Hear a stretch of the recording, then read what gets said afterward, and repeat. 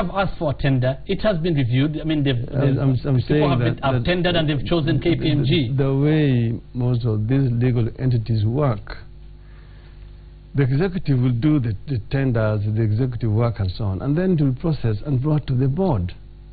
And it's the board that will do the appointment. In this particular case, there is no board. But there is no the commission. It is not the commission, Honorable Odinga, unless I'm ignorant on matters of tendering. It is not the commission that sits and decides who gets the tender. It is the secretariat. No. You're saying KPMG's audit should stop because the commission is not in place. It has not begun. So your problem actually is how the tendering was done. Hussein, there must be a commission functioning properly.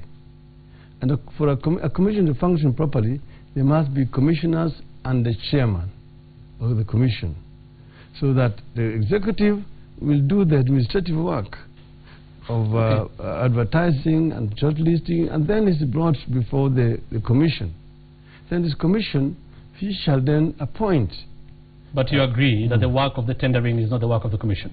No, that is not the work of the commission? No, that is the work of the executive, but the work of final award appointment is done by the board. I'll leave it at that. Again, it's something that is, you can argue with it either way, but the work of the tendering, and you agree, is the work of the secretariat.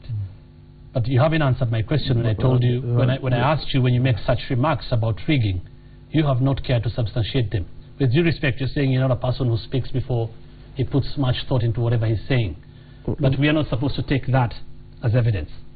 Hussein, I have substantiated several times. Kenyans know what happened. In 2007, everybody knows. I say, even Kriegler told me that any fool knows who won the elections. In 2013, people know because we went to court. And even if you go and ask those judges who sat there, they know the reasons. They know the kind of mistakes that they made. Okay. So we don't want to sit in history now. Exactly, because Kriegler also said the whole thing was so messed up you could not tell anything. And again, we've talked about the Supreme Court. We've talked about the Supreme Court and what happened in 2013. But I'm talking about now, because you said it now. In this election, several times you said IBC and Jubilee are rigging this election. Yes. And that is, I mean, when you make such statements, I mean, what does it mean? What does it mean going into the election? Do you even trust, will court go, or the opposition go into this election? You've already cast a lot of aspersions on IBC either way. You see, the reason why once banned, twice shy. In this particular case, twice banned. That's why we are behaving the way we are behaving. We actually can see rigging when it is in the process, because we have been through it twice now in the country. So we cannot just wait until the last minute and then begin to complain the elections have been rigged. We have said it and we have assured our people. This time we will not come to you to tell you it has been rigged. Fine. So we will not allow it to happen. You will not allow it to happen. What is happening right now, the Jubilee is trying to lay the ground for rigging the elections. Okay. Yeah. Fair enough. I'm going to ask this question one more time, the final time. You have said IBC and the Jubilee government several times are planning to rig this election. You have taken IBC to court over the issue of KPMG, and in doing so, you also said they're planning to rig the election. You have also, on the latest tender of integrated system, you want that stopped as well.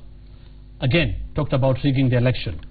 Again, yesterday we saw a document, a statement from CORD talking about one of the IBC, the guys who are applying, Leperes Naikuni, saying Jubilee is influencing the appointment of Leperes Naikuni in the selection panel. This selection panel that is deciding who will be the next IBC commissioners. If we look at all these remarks, clearly you're saying the whole system is flawed. Going to the election, the whole system is flawed. And still I'm waiting for you to tell me, what do you mean when you're saying it's going to be rigged? You have not told people what really has happened. You see, or give them evidence. Those remarks about Mr. Naikuni, I think, is unfortunate. That is not official position of our party. You should understand there is official communication from the party, and there are views which are being expressed by members of the party. independently. We are not responsible for that. But these are grave matters, definitely. But it has not come from our secretariat. But from members within... I mean, just like many Jubilee people talk about other people, like Okay. remember they were talking about Mr. Mtaha Kangu as well being a pro-Raila, Right. and so on. So how do you substantiate? Substantiate what? What you are saying about rigging, because you want to move away from this. You've said right now you will not go through this again. You have learned from what happened in 2007. You say you've learned from what happened in 2013. You know how the process is going. You're not going to tell people anytime again that we'll tell you elections have been rigged. My question still remains. When you say this, what do you have to back it up? Hussein, first, you can see the vigor with which Jubilee moved to Parliament to try to change what was mutually negotiated and agreed upon. You must read some mischief in this. It's not a question of having a backup that has compelled them to move to Parliament. You see, today they were even having weapons.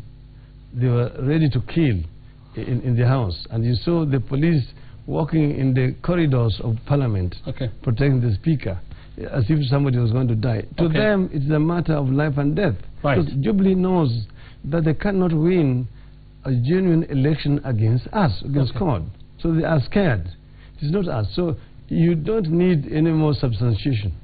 Just read the body language of Jubilee. But we do need substantiation. Honorable Raila Odinga, this is an election. But on the issue of weapons, Jubilee have also countered that, and they're saying the violence was with CORD. CORD are saying the violence came from Jubilee. But Hussein, I have told you that the reason why Jubilee is insisting on going manual rather than biometric is to introduce ghost voters, to introduce dead voters. Fine. So we are going into an election, Honorable Odinga, and you are saying you read mischief. Are you saying it's going to be rigged because of how Jubilee is behaving? Yes. And we are going to an election. So we should not trust IEBC because we read mischief. You read mischief from Jubilee, or because you have evidence? Hussein, we don't have a proper functioning IEBC. Okay. The commission is not yet in place. Okay. Okay, that's what we're saying. And the Jubilee is actually ensuring that the commission is not properly constituted, so that they can continue using the disgraced commissioners to do the mischief. Right. I'm trying to say, they're saying that, oh, we are going to punish CORD for removing her from office prematurely. That's what is happening, Mr. Hussein. So we as CORD must be prepared to deal with this kind of situation. Okay. I'll move now to corruption issues, Honorable Odinga. First, several times you've talked against corruption in the national government in this country. If you had the chance, I mean, if you were in government today, how different would you have handled corruption? What would you have done? Hussein, you know, corruption, no country is completely free of corruption. What happened, even the best democracies, like in the US and even in Europe and so on, there's a certain amount of corruption. The difference is how does the government deal with the people who are involved in corruption when they are uncovered. Okay? The difference is that in those other countries, the government acts very decisively against people who are involved in corruption. Right. Now, and it must start from the top. Secondly, you must have strong institutions which are working to deal with corruption. You saw recently there was that meeting in State House talking about corruption, and you saw the kind of backpassing. Everybody's blaming somebody. This so and so is responsible, so and so is not doing their work, and so on. Take a good example. Just look at two examples here. In Nigeria and Tanzania next door. You see, when I was telling you that we start from the top. And the third one is Rwanda. President Magufuli took over government. He celebrated his first anniversary last month. within that time, he has taken some very decisive actions against people from at the top who were involved. You see, the head of TRA, equivalent of Kenya Revenue Authority, is in jail. The head of the customs in Tanzania is in jail. All right. In Nigeria, 5 governors, when I was there 3 weeks ago, are in jail. In Rwanda, Kagame put his own brother in jail, in prison. So I'm just saying that it doesn't matter who is involved. Even if it's your brother, even if it's your sister, your son, and so on. Nobody is indispensable in this situation. So what we're having here, the failure here has been, first, the institutions are not working because you influence and you put the corrupt people in charge of the institutions which are supposed to deal with corruption, so that, and then the reforms themselves are not being pushed forward. Regardless of the institutions, you're saying this is ESCC, this is DCI, this is TPP, these are parliamentary watchdog committees. You're saying all of them do not work. They all have problems. They have problems, and that's why we, under the Agenda 4 of the Kofi Annan process, agreement has been reached that they need to have institutional reforms. There was supposed to be the police reform, supposed to be judicial reform, supposed to be civil service reform, and so on and so forth. These processes were started under the Grand Coalition government, but then they were halted when this Jubilee government came into office. So that's why we are having... what Jubilee has been saying in terms of the number of people they've taken to court, the number of high-flying officials, cabinet secretaries that have been interdicted, and their cases are going on in court, and you've been saying, I mean, you should start from the top. You don't see that? You saw the kind of back-passing and blame game going on. The investigative agencies saying that they are blaming the prosecuting agencies of not prosecuting cases. The prosecutors saying that the cases are shoddily investigated, they don't have sufficient evidence to get a conviction. The courts also saying the people are coming with the cases which do not have lack evidence and merits. The prosecutor are accusing the courts of delaying the cases and so on and so forth. So how would you have done it differently? If you found high-flying officials guilty of anything, not even guilty, the allegations against them, how would you have handled it differently? Well, what they say, they interdicted these officials.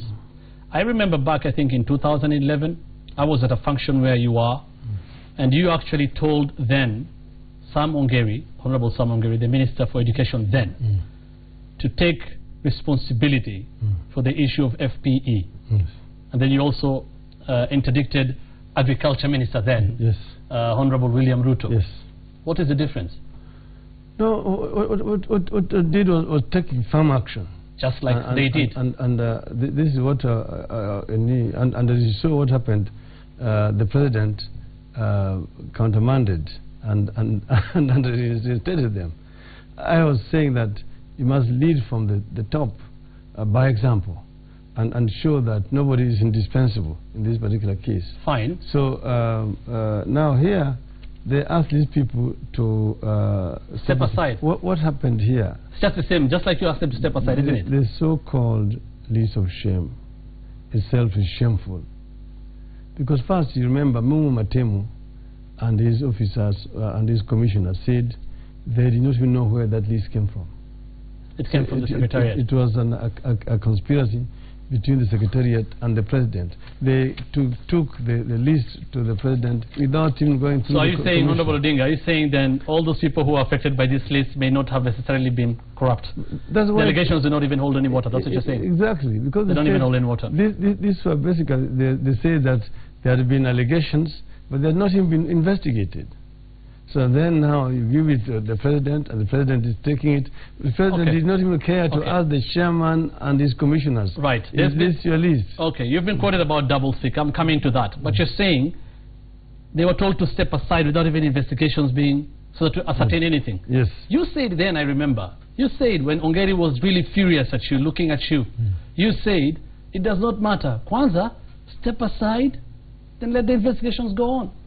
In that case, there was already sufficient evidence. You said it, Honorable Odinga. I was there. You said that let the investigations come later. If you are named, step aside first. What we said was that investigations had already, preliminary investigations had already implicated it, and so the donors were cutting even funding. The same thing here. Yes, and even the other case. All right. I want to move to another issue now. You have accused the government of being corrupt several times. That we have established. But as the opposition leader, are you also not engaging in doublespeak? Because why not have the same vigor when talking about corruption in counties? And we know, and you pride yourself with that, the majority of the counties, governors in counties, opposition governors, court governors. Yes, no, we ourselves do not exercise double standards at all. We have said that we do not have the investigative machinery or capacity. When we have evidence, like one time in Kisumu there was, remember, cases of corruption. We were the first party to set up a task force to go and investigate the Kisumu case, which ended up with the clerk to the assembly being suspended as a result of the recommendations which came from the task force that was appointed by the ODM secretariat. Okay, then the matter went to court as things stand, and even the majority leader in Kisumu itself was removed from his position. Right. This is from investigations you yourself instituted. Yes. You yourself instituted as ODM? As ODM. Right. As ODM. Okay. So we don't.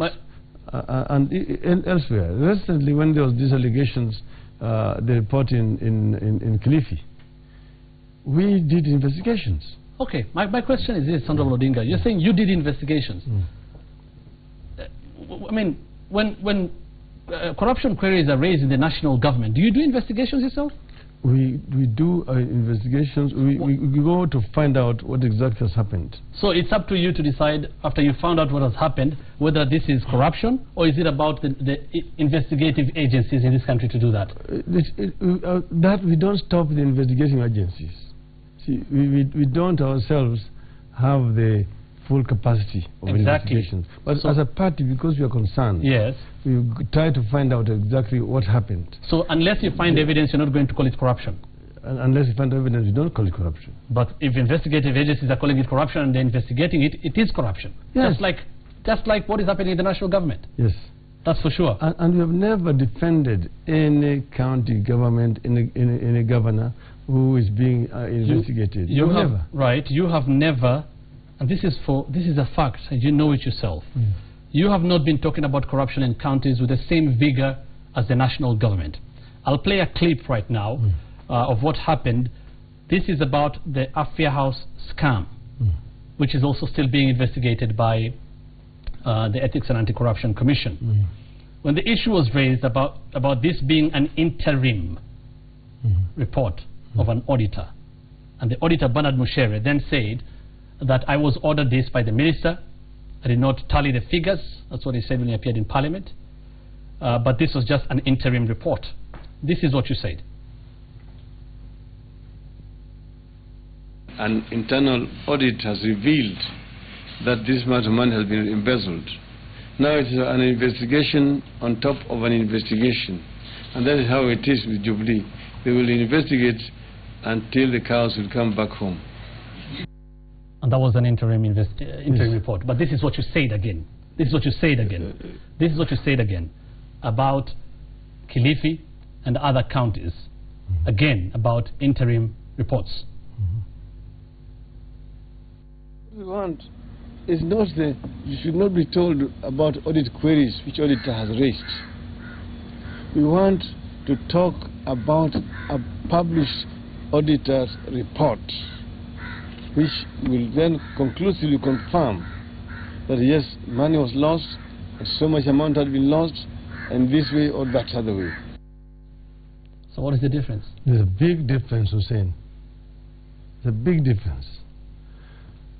With regard to the Ministry of Health report, that was an internal audit report. Exactly. By the internal auditor. Right. You know, I've been a minister. Right. And therefore I'm talking from experience. From experience. That's okay? fair enough. Fair enough. Okay? Yeah. With regards to what I was talking about, the clip there, we're talking about Auditor General's audit queries. Audit queries.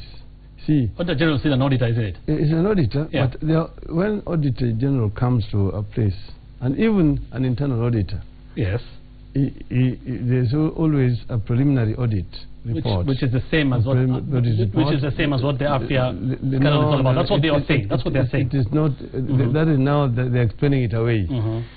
The internal auditor also does the same thing. Right. He raises audit queries. Right. These queries are directed to the officers concerned, particularly the accounting officer. Right. The accounting officer has then the opportunity to respond to those audit queries to the satisfaction of the internal auditor. If he does that, then the final internal audit report does not have those queries. So this was a complete internal audit report. They say it was an interim report. No, either way, when we were talking that time, Kilifi, when you were talking at that time, EACC was investigating this already. Of course, yes. I mean, in Kilifi, in fact, it is the government of Kilifi which had asked the CID, and the governor wrote to the CID, also wrote to the EACC, and invited them to investigate. But the governor is also being investigated. So that's fine. So you are standing there with my question is, you are standing there with them. You accuse the national government of trying to protect people when it comes to corruption. You are standing there with governors, and as we saw, these are governors from CORD. One is accused. You stand there and say, until it's a full report, number one, that's when it should be, maybe you think something should be done. And number two, you're saying the national government should follow the example of Kilifi government. Yet they're investigating the whole county, including the governor of Kilifi County. If there's an investigation, why don't you let these investigative agencies do their job, just like you demand from the national government? Listen to me, Hussein. We don't interfere. It must be understood properly. I went there basically to go and find out exactly what had transpired. And the information I had there said, CID has been invited, the EACC has invited, let them come and do their job properly. And I said the letter was written by the governor of Kilifi, invited them to come and do investigations. Right. And when they come, as you know, the principal investigations start by basically suspecting everybody. Exactly. And then they go through the process of eliminations. Until you get to whoever was involved. Yes. So I was not shielding. And I was not shielding. I said, let them come and investigate properly and let us know who was involved. And I said, they should have followed this kind of example by not protecting anybody. Let everybody, including Kingi, be investigated. This is what we said. So we're not protecting anybody. And I say that President Kenyatta should have followed this example, because remember, when allegations were made in NYS against Waiguru, he was the first to defend Waiguru, and his deputy Ruto was the second. And Ruto even challenged me. You challenged him yesterday here, and was unable to answer you, because he actually attacked me and said some very nasty things about me, that I should leave Waiguru alone. Waiguru is innocent. She's doing a good job. Right. So what should be the practice? They should have allowed the investigation to be concluded. So what should be the practice here? A county, and you have said clearly, everybody is a suspect. When the investigation starts, isn't it? Yes. EACC come in, or any other investigative agencies comes in, everybody is a suspect. Nobody's a whistleblower. Nobody's a whistleblower. Fine, nobody's a whistleblower, everybody's a suspect. Yes. So why make comments like you should follow what the governor of Kilifi did? Because he did not defend any officer. But at that point you have said even he is a suspect. Yes. Why would you make such statements? I'm saying that even in this NYS thing, even Ruto is a suspect. And yet he's the one who was saying I should leave Waiguru alone. So I did not say. According to the investigations so far, I'll give a right evidence. According to the investigations, you have the right to say whatever you want to say, but according to the investigations from what has been happening in NYS, Ruto has not directly been linked as a suspect. But back to my question. You said everybody is a suspect. His personal assistant has been linked. Yes. Right. Some of your close allies have also been linked to NYS, and we'll come to that. But if you're saying everybody is a suspect, why would you make such a statement as you should follow the example of the Kilifi County Governor? Why don't you just leave it there, let the investigative agencies do their job? I was just drawing an analogy between what happened in NYS and Kilifi, because in NYS they are defending the culprits. Okay, in NYS. And I was later on vindicated. In NYS, yes. Some CORD MPs have been mentioned, yes. close to you. Yes. What is the difference? Why don't you talk against them as well? No, who are these CORD MPs who have been mentioned? Because they are allegations which have no substance. So what the Jubilee people have been doing is basically trying to divert attention of the country by coming up with some kind of fictitious allegations. So-and-so's company was involved here. But they've never come out with concrete evidence to link any of our people. Allegations, isn't it? Yeah. Just like the rest, just like the rest have also been alleged to have done ABCD. No. The others, they are proper evidence. But investigations are going on. Investigations are going on. Mr. Murkomen, there's a clear evidence that the money was paid to that company, and then that company, then within a day or so, transferred 50 million shillings. But that matter has not been concluded. We know it's still with the PAC, and it's not been determined the way you're saying it. But and he has refused to go there. If you're saying that, then the MPs I'm saying in CORD have also been linked, and their names forwarded to EACC. These Jubilee MPs have said investigate them as well. No, sure. So at what point do you decide I'm not going to talk about them because the allegations are not evidence? Why would you be the one to decide that? Evidence should be decided by investigative agencies, isn't it? What I'm saying is that the Jubilee people who have been mentioned are making counter allegations. Right. You see, while allegations, it's just like a thief who's being chased in the market, and then is pointing at other people to divert attention. Okay. So this is what's happening. But that is according to you. But this is a serious matter. Fine. And a lot of money has been lost. Right. Hussein, in NYS, it is not 1.6 billion. It's not 5 billion. It's not 10 billion. It's much more than that. I know it. How do you know it? Again. Hussein, I have been in government. You know, I was a prime minister. Yes. I was also a minister for energy. I was also a minister for roads and public works. So I know. There's what is called the capacity to spend. When we left government, IBC's, NYS budget was 1.5 billion. It quickly went to 3 billion, then to 5. And then it was shot up to 25 billion. It did not have the capacity to spend 25 billion. Not even 5 billion. Okay. So you say this country is much bigger. You say you believe a lot more was stolen. As we stand now, it has reached 11 billion. As we stand now, what we've had is 1.6 billion. No, that's what you heard. Yes. Remember, but there is what? They had mentioned 1.9, remember? They already mentioned 1.9. Then it went to 5 billion. Right. Officially, inside there, so it has reached 11 billion. But it is going to be 20 billion. And that is according to you? Yes. Okay. That's according to you. I know, I talk from inside information. Sources. Okay, I'll just ask my question finally again. Why would you decide when it is evidence, when you should just discard issues of allegations when it is CORD MPs being mentioned, and when you're talking about Murkomen, you want it to be evidence, and you say it's a fact? Hussein, with regard to Murkomen, because everybody should, at the end of the day, if the allegations, everybody should be investigated, isn't it? There is a bank statement which shows clearly how money entered this company, which had been awarded 300 million shillings contract by the Ministry of Devolution. And then the following day... And this was his law firm. This was the law firm, Simoe, Murkomen and Sigei Advocates. Exactly. Yes. Exactly. Now they're saying that this was on behalf of a client to go and buy some property, but this money was paid to this company for a specific purpose. But that is, like I said, fair enough, Honorable Reader. I hate to cut you short again because you've already said it. Fair enough.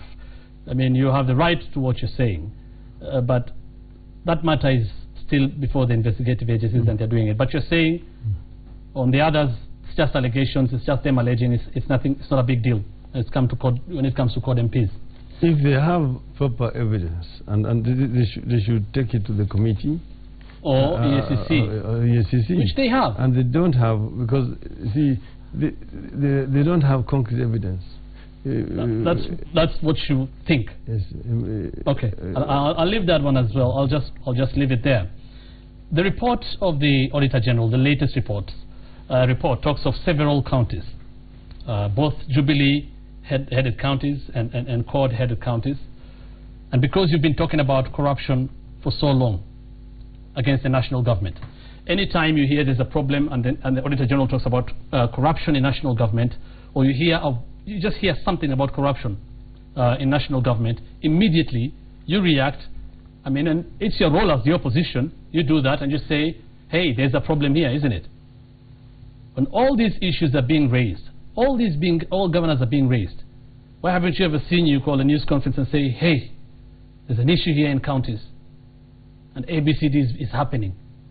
Nairobi, for example, just recently, the EACC, for example, in Nairobi is investigating, and we have this data from EACC, hundreds of millions abuse of procurement laws. Kakamega, about 200 million in abuse of procurement laws. Busia, irregular collection of garbage. Mombasa, same in garbage collection. Migori, Machakos.